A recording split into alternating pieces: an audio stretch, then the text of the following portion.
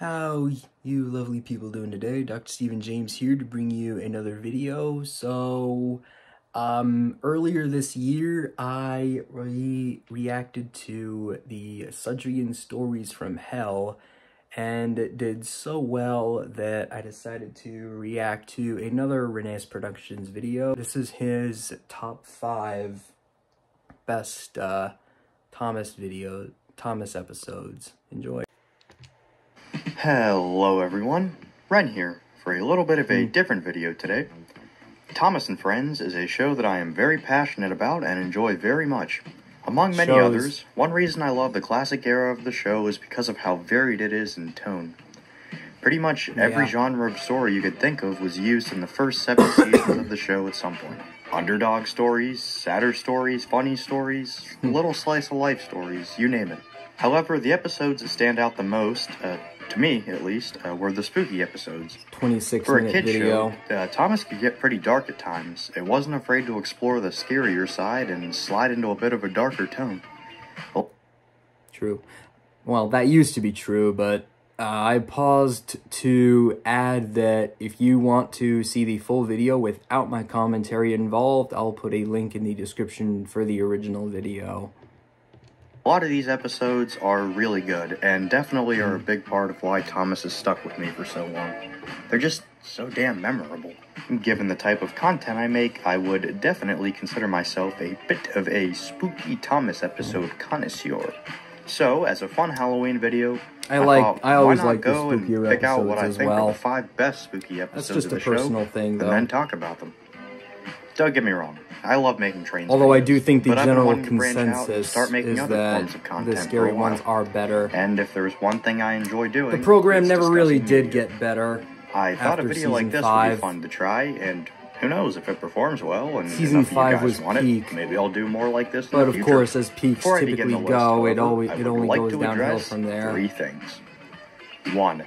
In preparation for this video, I went back and rewatched every single episode of Thomas that could possibly fall under the spooky category. Wow. Please do not go down to the comments and start telling me how I must have, missed or forgotten an episode, or... I didn't, trust me. 2. 22 seasons. There will be swearing in this video. That is just how I talk. I sometimes use curse words to emphasize my points, and thanks to YouTube's awful Compa bot, I kinda have to do this regardless.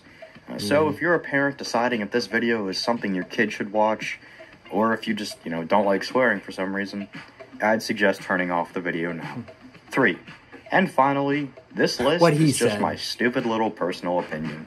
I am not presenting anything on here as fact, so please do not take what I say here as an attack on your opinion. You are not going to fully agree with this list. There are some choices on here that are definitely considered hot takes. And you know what? That's perfectly alright. All I ask is that you be civil. Please do not go to the comments and post my IP address or something. That wouldn't be cool. Besides, I should show you my wooden Thomas train collection at some point. Might actually start pulling some hose. Comment down below if you'd like to see that. So don't get too excited. Anyway, with all that said, sit back, relax, and enjoy. In fact, if this video can get to 10 likes, I'll do it. Best spooky Thomas episodes. Make it 20, actually. Coming in at the number 5 spot, we have Scaredy Scaredy, or Percy's Scary Tale. So, ignoring the stupid official title, Never heard of this one. This is from the Jack in the Pack spin-off, isn't it? Dude, what? The Pack episode? Yep, that one. I fucking love the Jack in the Pack spin-off series. Okay. If there's I've never one seen a thing single that doesn't episode get of enough that love show, from Thomas but fans, take your word for it. It is the Pack spin-off. It's got such a fun and unique batch of characters, and the episodes are all memorable and stand out in some way, and that couldn't be more true for Scaredy Scaredy. The episode is thrilling. You literally just explained that the scary ones stick out, so I feel like the biggest thing I love about this one is its visuals. Don't get me wrong, all the episodes on this list have great visuals and just look fantastic. Yeah, but this one stands out because we get to see these eerie night shots from the view of a road vehicle. The locations in this episode all feel so secluded and liminal, and that just Not to go so amplifies hard the in the tension. CGI era. The foggy shots of Max and Monty in the dead of the It's forest just are inferior. top-notch. And I especially love the scene where we see I Thomas's understand lamp slide into why frame they for the went first time. to CGI. It's very well instead of shot model, and just but beautiful overall. Another just don't thing make this them like they episode used has to. going for it is Kelly's story. I'm a sucker for scenes of characters telling ghost stories, and I let me fix the absolutely carpet. respect the hell out of the Yes, writing I'm wearing team a for their Met clever shirt. use of ambiguity here. I know they didn't make it Because we don't actually hear to the story, playoffs, but don't only rub the it in. very beginning and end, your mind is left to wander and fill in the blanks yourself. I love ambiguity. I use it a lot in my stories. Leaving the viewer in the dark puts them in a situation that forces them to come up with their own explanation. At least my And there second really is favorite nothing team made scarier it to than the what your mind can playoffs. imagine. It's a little I also really unfair like the that music they're in playing this. two of Max the and Monty are weakest total shitheads and are a MLB blast to teams, watch. though. And Michael Brandon's narration in the Pack spinoff is surprisingly not awful. The one-eyed truck chased the loader into the deepest, darkest part of the forest.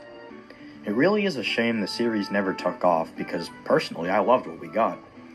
Only real criticism I have of this episode I hear is the that official title, once which is, Hit again, Entertainment really bought stupid. the franchise, Like, come on, Percy I mean, isn't even they the one already who tells own the Bob the fucking story. Builder. It's Kelly. so it wouldn't I get make that putting sense Thomas and Percy's from names a in the marketing title makes it more standpoint to appealing have to little two kids, but construction site at least make it make construction sense. themed The title doesn't really programs take anything about away from the sentient episode vehicles. itself, though. And It as it makes stands, sense. this episode definitely deserves a spot I on should this watch list. Jack in the Pack Truly sometime. an underrated classic.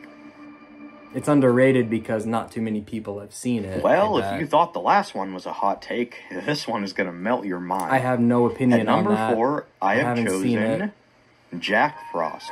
Ooh, Hear me out. this is new. On the hot take scale, this opinion is like reaching out and touching the sun. A lot of you probably wouldn't even call this one a spooky episode. Well said. Well, as far as I'm concerned, it's got a bone-chilling score with visuals to match. And the main plot point of this story is Yeah, a it's supernatural bone-chilling from entity the that snow. gives you frostbite. I don't So, know it meets about all the requirements fear for me. factor. Now, Season 6 had 2 official spooky episodes. However, in my opinion, this clears both of those. Percy and the The gnome. foggy, snowy or- night shots are tense as hell and put you on the edge of your seat. Can't remember the name And of that this episode. is, of course, accompanied by Mike and Junior's spine-tingling score for this episode. No, wait, I think it which is is called just- Percy and the Gnome. God, these two were just masters of their craft, let me tell you. The Jack Frost element of the story is also really unique. I'll check and I before love the how end the of the engines video. talk about him. They don't go into too much detail, but they tell you just enough to put you on edge. And the scenes of Percy getting covered in snow and ice are just so iconic. That icicle nose has appeared on so many toys throughout the years, and it really that's is a true. creepy and intriguing look. And these scenes are accompanied by howling wind and brutal snowfall, which make you feel just how cold and alone Percy is. Being alone out in a blizzard is a thought that can put anyone on edge. And I haven't even talked about the scene of James seeing Percy yet. That creepy warping theme that plays mixed with some on-point line delivery. Well, in the UK at least. Scary Jack Frost, cried James. Alec Baldwin kind of screwed the pooch with Season 6, huh? His awful narration of this episode for the US is really Alec my and only George were criticism both for the the voices episode. of my childhood. I never see anyone bring up Jack Frost when they're discussing spooky Thomas yeah, I episodes, hear it. and that kind of upsets me, because this is He should genuinely play the one of my UK all-time dub to get his favorites in point that across, category. though. It's a beautifully shot episode that never fails to give me goosebumps, even when I'm warm and cozy, wrapped up in a blanket watching it. Like Scaredy Scaredy, this one is for sure an underrated banger. Cannot recommend Jack Frost enough. Poor Percy. Well, if my hot takes haven't scared you away yet, here's a more universally agreed upon choice. At number 3, I have Stepney Gets Lost. Really? One of the most iconic and memorable episodes of the I wouldn't entire put it show. at my top 3. It's the only but spooky episode in I guess it Thomas's would be top career 10 that doesn't material. focus on a supernatural entity to make it spooky. Or does it? More on that later. Anyway, this episode relies on the uneasiness of getting lost and ending up in a life or death I situation. don't agree with his number 4 pick And necessarily, holy shit, but does it succeed I in now doing it. understand why he I put it that high. absolutely love the tone shift in this episode. It starts We all out need all unique happy and takes. fun with subtle hints that things are about to take a turn sprinkled in here and there. That And then the seems more tone goes interesting. from creepy to straight up horror movie when Stepney realizes he's at the smelter's yard. Ari and Bert pull up, say as little as possible, and then literally try to fucking murder him, and it is just awesome. I'm checking the episode name. No other kid show pushed the boundaries of what it could do like Thomas did. That scene of the grabber slowly coming down, oh, it's so perfect. I truly think this is a near perfect episode of Thomas and Friends. The build-up throughout the episode is great. The characters are great. The narration for both English dubs is great. The music Percy and the is Haunted great. Mine. The visuals are great. That was the tone name of the shift episode from season is, 6. You guessed it, great. I posted this on Twitter a little while back, and people seem to really like it.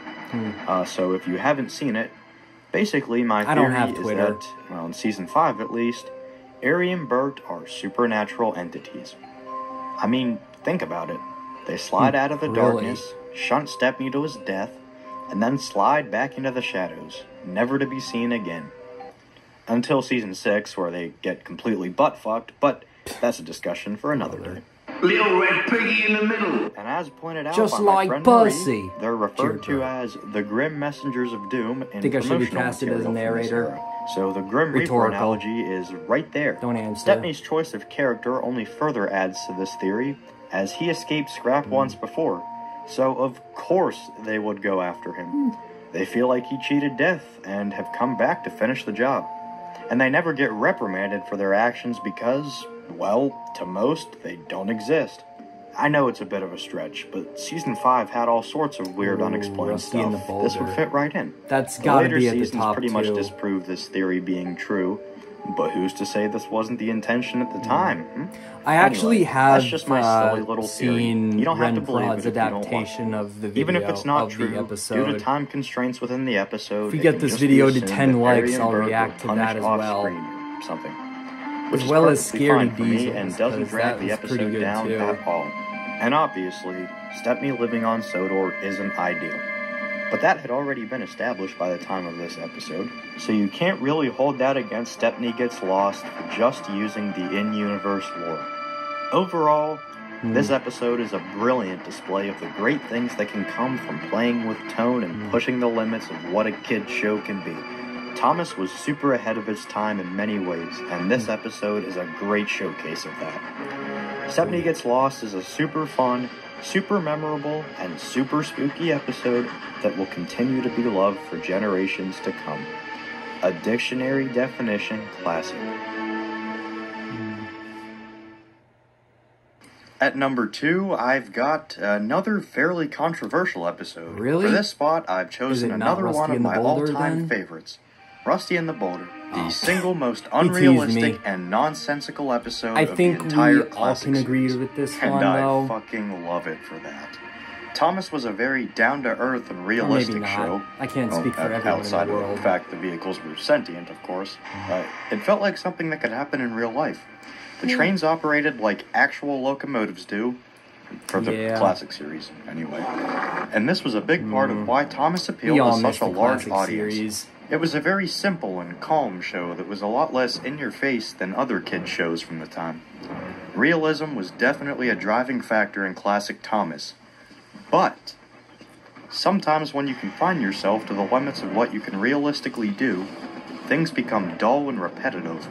And that, my friends, is where Rusty and the Boulder truly shines. That's true. It's an episode that proves that sometimes you can just kind of look the other way a bit and have a little bit of fun. The concept of this story is that a large, perfectly spherical boulder that may or may I not kind of be explained sentient this already breaks about loose and causes all sorts when I of ranked mayhem and 10 chaos Claw on at its number destructive 2. rampage. On paper, this concept sounds absolutely ridiculous. Again, I'll However, in execution, it's put my react actually video fantastic. for the Sudrian The Stories concept is from handled Hell. seriously. The situation itself may be unrealistic, but the characters still react how somebody would really react if they found themselves in that situation. It takes itself seriously, and treats the massive, several-ton runaway boulder like the serious threat that it is. Oh no, it's heading straight for me! On 3 separate occasions, a character is forced that to literally narration. run for their Oh, life while being Michelangelos. chased by the boulder. Why? And each time it feels super tense and thrilling. You can feel the No danger of the disrespect to characters. Michelangelos. The At scenes least of the he's boulder still doing better boulderly than activities are also super engaging and Michael fun as hell to Brandon. watch. And of course, How could I not mention the ridiculous, over-the-top explosion that occurs when the boulder's reign of hell finally comes to an end?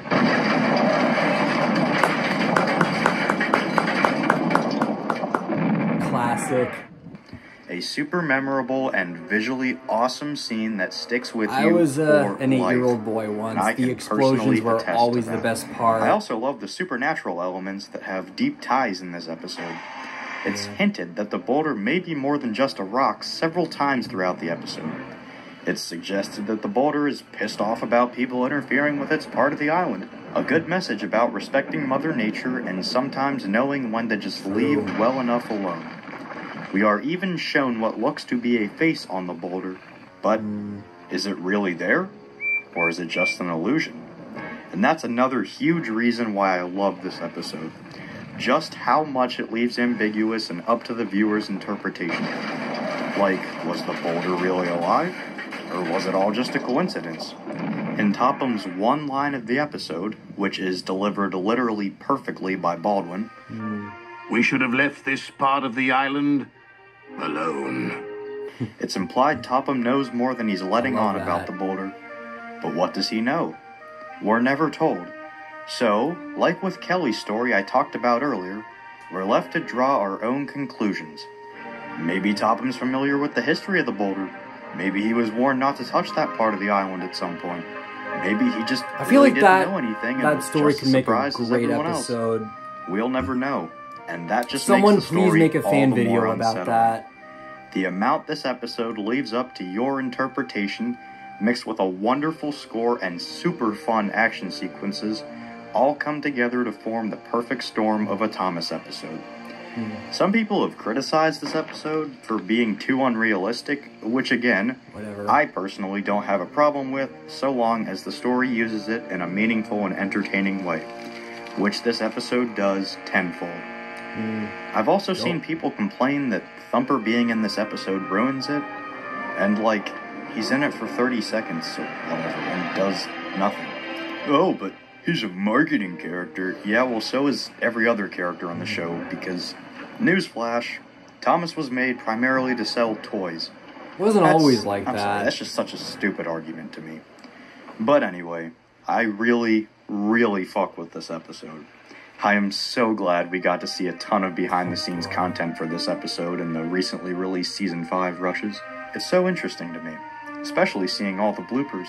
Like, this episode must have been an absolute bitch to film. I can imagine. The crew pulled it off seamlessly. Rusty and the Boulder is a masterclass in ambiguity, action, and creepiness, and it simply would not be right if I declared this episode anything other than a masterpiece. Simply a wonderful episode. Totally agree.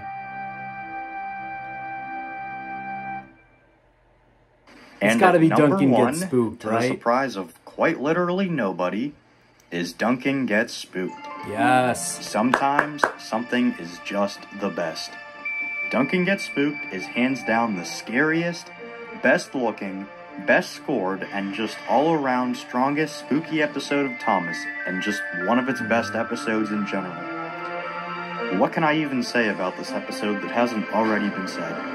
Well, probably not much, but I'm gonna try anyway. If there was ever an episode that really pushed the boundaries of how far a kid's show could go, it's Duncan Gets Spooked. This episode literally has an on-screen death of an engine, and thanks to the recent Season 5 rush tapes, we know that said engine had its crew in its cab with it when it took its horrible fall. That little ghost engine took those motherfuckers with them. I mean, there was never any doubt. It's so Season 5-esque, but and I love it. I never even thought of that. Speaking of the ghost engine, Rusty's story is bone-chilling and amazing. The foggy night shots of the old iron bridge are some of Thomas's Rheneas best Productions cinematography ever. adaptation to this And the music. character arc Dear is really God. good. I know I've raved about Mike and Jr. a lot in this video, but it's for good reason. Their score for Duncan Gets Spooked is the absolute peak of their work. It is horrifying Yeah, and chills they're you my right favorite down to duo the bone. too. I will guarantee alongside you Bear that McCreary. anyone who saw this episode as a kid can instantly recognize the theme as being from this episode. It is that impactful and just sticks with you. And when the ghost engine falls off the bridge, your heart just stops. The slow motion shot of him hitting the water with the big splash is so Oh yeah, you so can perfect. tell the engine was red. Just in like that everything shot. else about this sequence. And like I've said in previous entries, I'm quite the enjoyer of ambiguity, which this episode pulls off perfectly. It's never stated whether Rusty made the story up or not. The viewer has to decide that for themselves. Had Rusty been like, oh yeah, by the way, this story's not true, it would have killed the mysterious vibes surrounding it. But he doesn't. And so it's left up to audience interpretation. And of course, the build-up to and then Duncan's eventual encounter on the bridge is just cinematic genius. There's some subtle foreshadowing as Duncan crosses it in the daytime, and then when he returns at night, well, by that point the tension is built up so much that you're on the edge of your seat. This And music even though score the in a encounter couple was of my staged by his videos crew, already. there's still a chance everything isn't as it seems. Those fireflies look way too much like an engine to be a coincidence. Could it be Duncan's mind playing tricks on him? Fair enough. It could be, but That's it could what I've also be always a ghost thought. engine trying to communicate with him. Season 5 is notorious for its use of supernatural elements, so it's not that much of a stretch. Maybe it's Smudger. Kinda looks like him. That'd be cool as hell. I didn't think Again, of that. it's left up to viewer interpretation. We never really did find out what happened to Smudger. We know he was turned into a generator from Duke's story, but what happened to him after? That line closed down a long time ago. Was he just left there along with Duke? Interesting. There are many reasons why the later seasons of Thomas are pretty garbage. But the biggest one for me is how it talks down to the audience and kinda treats them like idiots. We literally just had a guide for the Hit Era writers leaked that confirmed this. Classic Thomas, however, did not do this. They used mature themes and an advanced vocabulary and treated the viewers with dignity and respect. They used mature themes and an advanced vocabulary and treated the viewer with some dignity. And Duncan Gets Spooked is perhaps the best example of this. Nothing is sugar-coated here. Scary things happen, and the tone is consistently very dark throughout. And these dark tones serve to expose the young audience to a wider variety of content. Sometimes things aren't all happy-go-lucky in the world. Sometimes you'll find yourself scared shitless, and this is A why little I get sense of annoyed at reality kid is shows good that for are always kids. just super I don't care what one-note anyone and happy all says. the time. That's not how the world is, and portraying it as such isn't preparing kids for anything. Yeah, Even the seriously, Brenner people. era, which is widely considered to be some of the best Thomas content, didn't play with tone at all. The episodes always end with the characters laughing and living happily ever after. Duncan Gets Spooked ends with Duncan traumatized off his ass trying to make sense of what he saw. And it's just, again, brilliant. This episode is monumental in Thomas's history for being the darkest and scariest it ever got. Duncan Gets Spooked has stuck with countless people over the years, and to this day is still inspiring older fans to do their own take on it, because it is just that. It's funny that he says that because I've actually had to do, there have been a couple instances in which I've had to create a story for school, for my reading class. And I kid you not, at least 2 of those times, maybe even 3, the plot of this episode was used as inspiration to those stories I had to write for school. So yeah, that it's not just YouTube videos that are adapted from this story, but just projects in general. Good. Hey, that one looks familiar. There were several key elements that made classic Thomas so great, and this episode perfectly encapsulates all of them. The writing is amazing. The cinematography, set and camera work is amazing. The music is amazing. The narration in both English dubs is, you guessed it, amazing. It's the ghost! Take me back! Take me back, please! The Spills and Chills DVD is still to this day my favorite Thomas DVD ever. Hell, over half the episodes on this list are from it. It's And between Duncan that Gets or Spooked is a Races, big part of Rescues, and that. Runaways. This is a perfect episode of Thomas, and easily Of deserves course, mine its is in spot at number VHS, 1. my copy. This episode is pure king shit.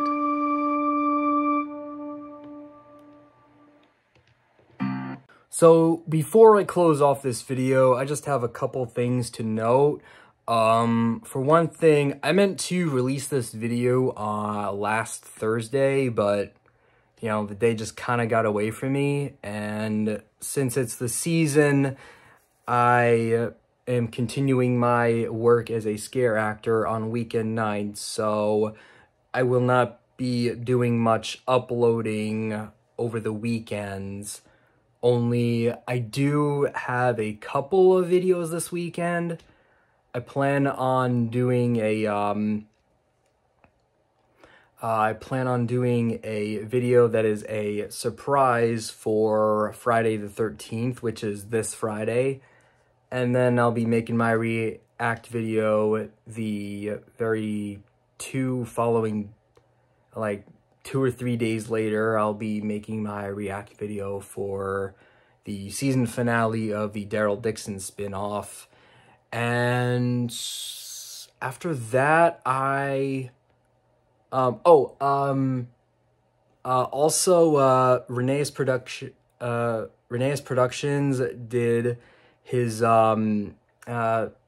made the first episode of his, Sudrian Stories from Hell, Volume 2.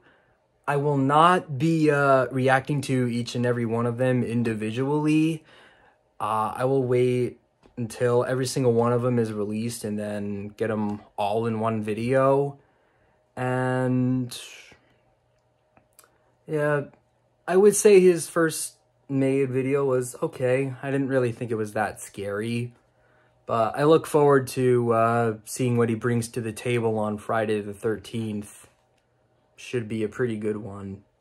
But yeah, that's it for the video. Hope you enjoyed. If you did, be sure to like the video and subscribe for more content. And be sure to check out RhenProd in the description. And I will see you soon for the next one. As always, it's Dr. Stephen James saying peace.